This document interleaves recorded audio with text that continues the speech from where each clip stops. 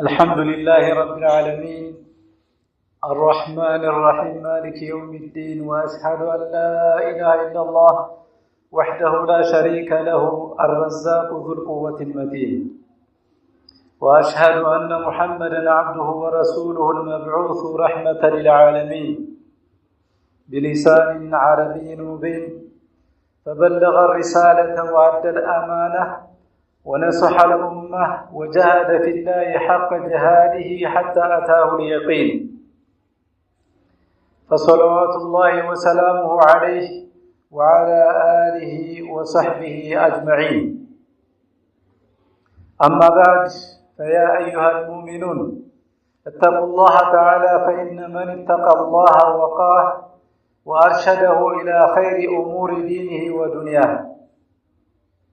أيها المؤمنون، إن العبادة هي الغاية المحبوبة لله المرضية له سبحانه وتعالى، التي لأجلها خلق الجن والإنس، كما قال الله تعالى: وما خلقت الجن والإنس إلا ليعبدون. وبها أرسل رسله الكرام وأنزل كتبه العظام. قال الله تبارك وتعالى: ولقد بعثنا في كل أمة رسولا أن يعبدوا الله واجتنبوا الطاغوت. وقال الله تعالى: وما أرسلنا من قبلك من رسول إلا نوحي إليه أنه لا إله إلا أنا فاعبدون. والآيات في هذا المعنى كثيرة، والعبادة أساس السعادة وسبيل الفلاح، وعنوان سعادة العبد في دنياه وأخرى، فلا حياة هنيئة ولا سعادة في هذه الدار وفي دار القرار إلا بتحقيق العبودية لله التي هي حق الله على العباد. عباد الله، وحياة الإنسان إذا أحسن المعاملة مع الله وحقق تمام الإقبال على الله تمضي كلها عبودية لله، كما قال الله جل شأنه: قل إن صلاتي ونسكي ومحياي ومماتي لله رب العالمين. ليست العبادة منحصرة في عمل معين أو في طاعة تؤدى في المسجد فقط، بل العبادة أشمل من ذلك وأعم. فالعبادة أيها المؤمنون تكون بالقلب وباللسان والجوارح. أما عبودية القلب لله فبإيمانه بالله وبكل ما أمر الله جل شأنه بالإيمان به. قال الله تعالى: ليس البر أن تولوا وجوهكم قبل المشرق والمغرب ولكن البر من آمن بالله واليوم الآخر والملائكة والكتاب والنبيين. والإيمان بالله وبكل ما أمر جل شأنه بالإيمان به هو أس العبادة الذي عليه تقوم وركنها الذي عليه تبنى. الله يقول: ومن يكفر بالإيمان فقد حبط عمله وهو في الآخرة من الخاسرين. ويدخل في العبادة جميع عبوديات القلب كمحبته سبحانه وخشيته جل وعلا والصبر لحكمه والتوكل عليه وخوفه ورجائه والإنابة إليه ونحو ذلك من العبادات القلبية، فكل ذلك داخل في مفهوم العبادة ويشمله مسماها. عباد الله، ويدخل في العبادة عبادات اللسان، وأعظم ذلك النطق بالشهادتين، فهي أساس الإسلام وعموده الذي عليه يبنى، ثم كذلك سائر الأقوال الزاكيات والكلمات الطيبات والأقوال المسددات التي يقولها المرء بلسانه تقربا لرب البريات. كل ذلك داخل في العبادة، كذكر الله وتلاوة كتابه والأمر بالمعروف والنهي عن المنكر والدعوة إلى الله وتعليم العلم ونحو ذلك، فكله من العبادة. ويدخل في العبادة جميع أعمال البدن التي يتقرب بها العامل إلى الله جل وعلا، من صلاة وصيام وحج وبر وإحسان وغير ذلك من الطاعة التي يحبها الرحمن جل شأنه، فكل ذلك داخل في مفهوم العبادة. عباد الله، ويدخل في مفهوم العبادة أيضا العبادات المالية فيما ينفقه العبد من نفقات ويخرجه من زكوات، فذلك كله من العبادة. فالزكاة المفروضة عبادة، وإعانة المحتاجين ومساعدة الناس من فقير أو أرملة أو نحو ذلك بكسب التقرب إلى الله، كل ذلك داخل في العبادة. ففي الصحيح عن سعد رضي الله عنه أن النبي صلى الله عليه وسلم قال: ولست تنفق نفقة تبتغي بها وجه الله إلا أجرت بها حتى اللقمة تجعلها في امرأتك. نعم أيها المؤمنون، إذا أنفقت على أهلك وولدك على إطعام الطعام والإحسان متقربا بذلك إلى الله راجيا به ثواب الله، فإنه داخل في العبادة.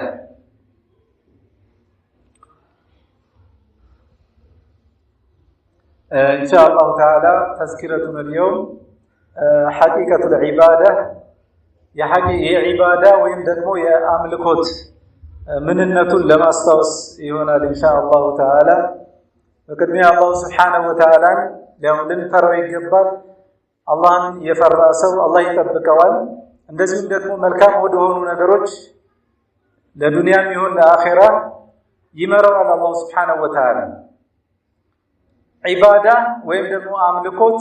ከአላህ Subhanahu Wa Ta'ala ተወዳጅ የሆነና ዋናው የተፈጠረበት ዓላማ ነው። አላህ Subhanahu Wa Ta'ala በተከበረው ቁርአን وما خلقت الجن والانس الا ليعبدون ይላል። ሰውንም ጅንንም አልፈጠርኩም እኔን በብቸኝነት ሊገዙኝ እንጂ ይላል። ሩሱሎችም የተከበሩ መልእክተኞች አጠቃላይ የተላኩት ለዚሁ ዓላማ ሲባል ነው። መጽሐፍቶችም የተወረዱት ለዚህ ዓላማ ሲባል ነው። قال تعالى ولقد بعثنا في كل امه رسولا በእያንዳንዱ ማህበረሰብ ውስጥ መልእክተኞችን ልከናል። አን يعبدوا الله واجتنبوا الطاغوت አላህ Subhanahu Wa Ta'ala በብቸኝነት ተገዙ፣ እንደዚሁም ደግሞ ከአላህ ውጭ የሚመለኩ ነገሮችን በሙሉ ራቁ የሚል መልእክት ይዘው ነው የተላኩት ነቢያቶች በሙሉ ማለት ነው። وكذلك الله سبحانه وتعالى በሌላ አንቀጽ وما أرسلنا من قبلك من رسول إلا نوحي إليه أنه لا إله إلا أنا فاعبدون ካንተ በፊት መልእክተኛን አላክንም ወደሱ መልእክትን ያወረድን እንጂ ከአላህ በቀር በእውነት የሚመለክ የለም እኔም ብቻ ተገዙ የሚል መልእክት ለሁሉም ነቢያት ደርሰዋል ያለ ነው አላህ Subhanahu Wa Ta'ala ማለት ነው። ስለዚህ ዒባዳ ወይም ደግሞ አምልኮት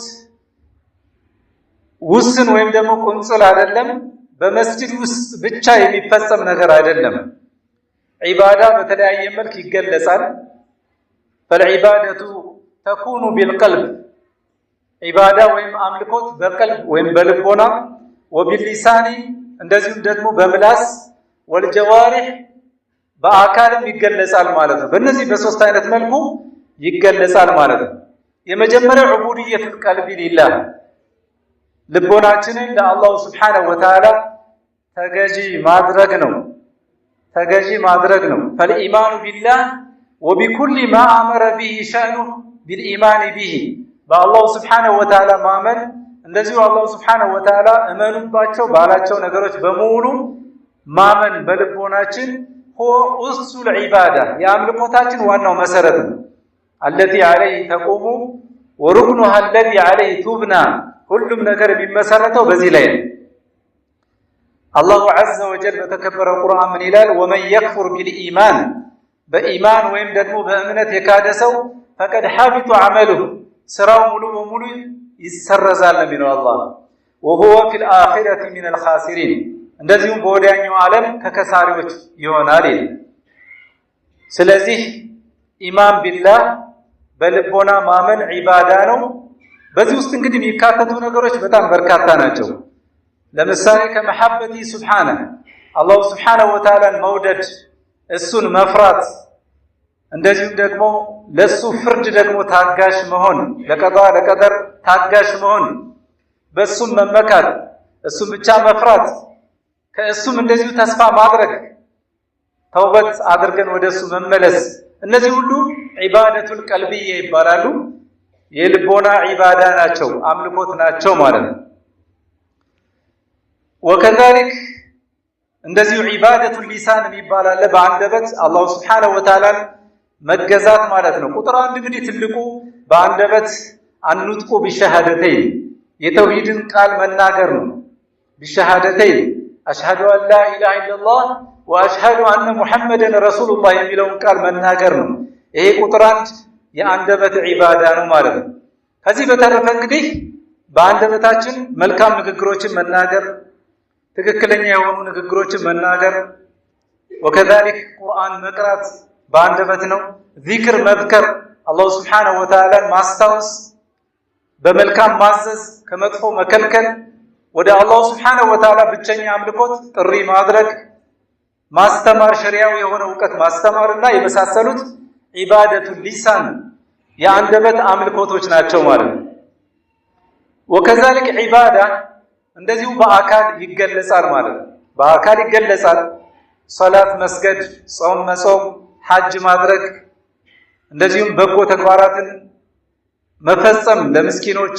ማብላት ማጠጣት من الطاعات التي يحبها الرحمن الله የሚወዳቸው ተግባራቶችን መፈጸም ማለት ነው እነዚህ ሁሉ በዒባዳ ውስጥ የሚካተቱ ናቸው በአምልኮት ውስጥ የሚካተቱ ናቸው ማለት ነው የገንዘብም ዒባዳ العبادة المالية ይላል فيما ينفقه العبد من نفقات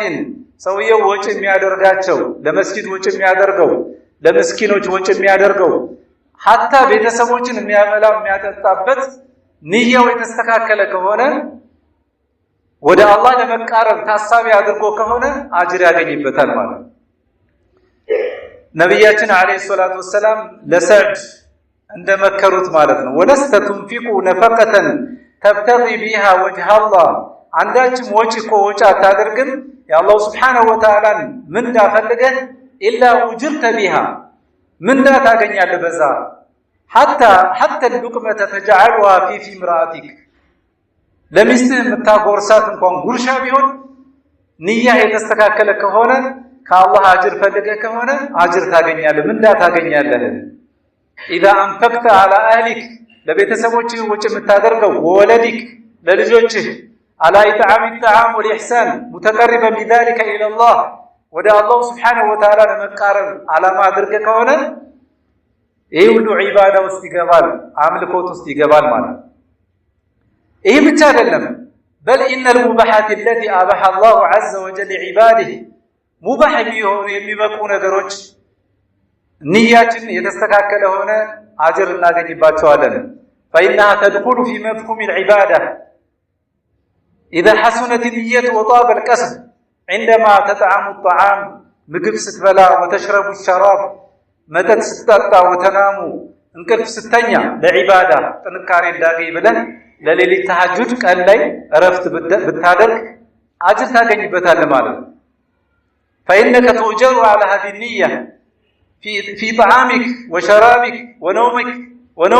ونومتك جاء في صحيح البخاري أن أبا ذر رضي الله عنه سأل معاذا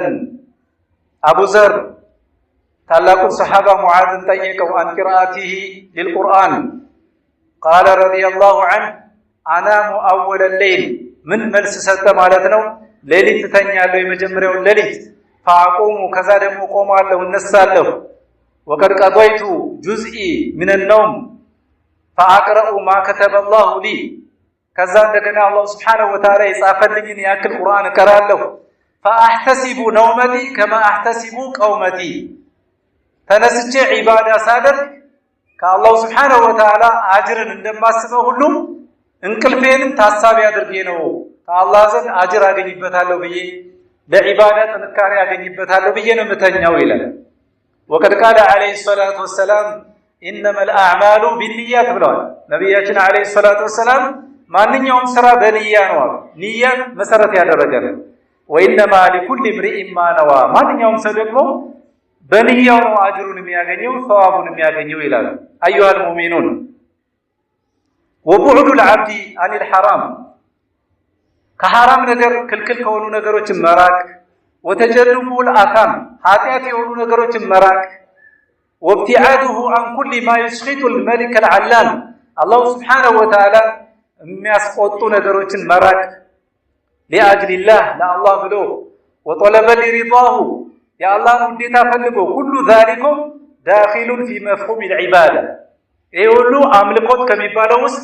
ይካተታል جاء في الصحيح من حديث أبي هريرة عن النبي صلى الله عليه وسلم أن الله تعالى قال من إلالو نبياتنا عليه الصلاة والسلام الله سبحانه وتعالى يمكتلون تناقر إلالو حديث القرسي بالا من على الله إذا أراد عبدي أن يعمل سيئة